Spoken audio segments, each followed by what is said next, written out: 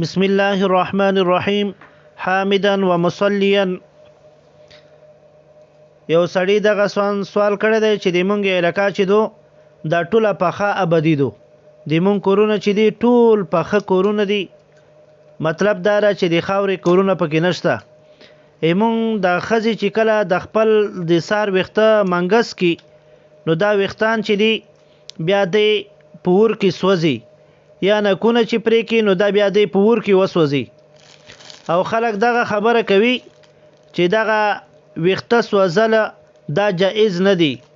او مسله په دې مسله کې د شریعت په رڼا کې مونږ ته دغه جواب راکا. جواب دار د مسلې چې د ویښتانو خو دغه خبره واوره چې ویښتان چې دی دا په خپل مختصل یعنی په خپل باتروم کې دا غورځول جائز نه دی.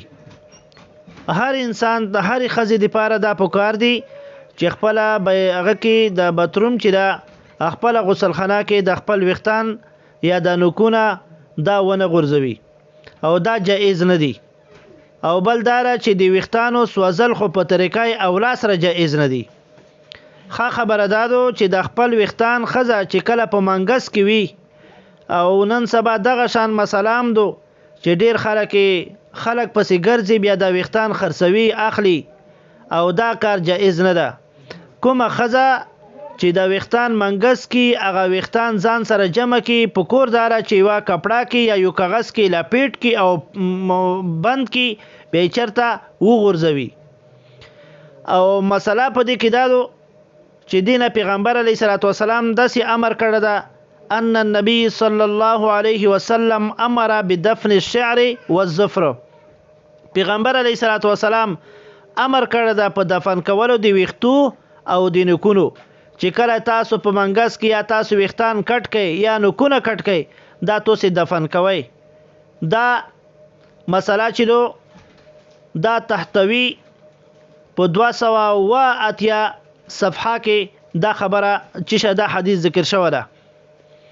او بله مسله دا ده په دې کې چې بعضې داسې خلک کفار دي هغه مطلب دا ده چې خراب خلک دي چې هغه د دغه ویښتانو په بیا رواخلي د خلکو ته لاس ورسیږي نو بیا دغه ویښتان چې دي کنه په دې باندې سحر کی او دغه نه جادو کی نو به هر حال په کور کې بیا لنچي او غا ډېری زیات شي.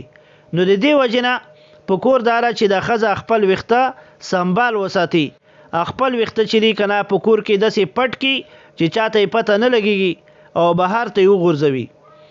نو مسله دا ده چې په خانیه کې رغول دي ينبغي ان يدفن قلمة ظفره ومحلوق شعره. په کور داره وی مناسب دادی چې ته د خپل قلم شوي وی هغه نوکونه او د پرې شوي ویښته ته څکې او دغه ته دفن کې. و ان رماها فلا بأس، که چېرته دا تو بل چېرته وویشتل که نه نو په دې کې وی څه باک نشته. خو لیکنه وکره القاه فی مغتسل، په بیت الخلا په باتروم کې چې ته خپل ویښته غورځوي او دا چې شدي مکروه دی او دا جائز نه دی. حواله په دې سره دغه د محترمو چې تحتوي علی المراقي صفحه 410 او بل بحر الرقیق اتام جلد 204 صفحه او بل خبره ته چې عالمگیری 5 جلد 358 نمبر هغه صفحه په دې کې دا خبره ذکر شوې ده چې خپل ویښتان چې د سولا جایز نه دي. او بل خبره دارو چې د دغه ویښتانو مطلب هغه دی په مختصل په باتروم کې غورځول هم جایز نه دي. محترمو د مونږ پیج چې دا یا د مونږ کوم چینل چې دا د یوټیوب ولا دا تاسو سبسکرایب هم کړئ او لایک هم کړئ او بل دا خبره چې شیر هم کړئ دې لپاره چې عام مسلمانانو ته په دې کې فائدہ ورسیږي.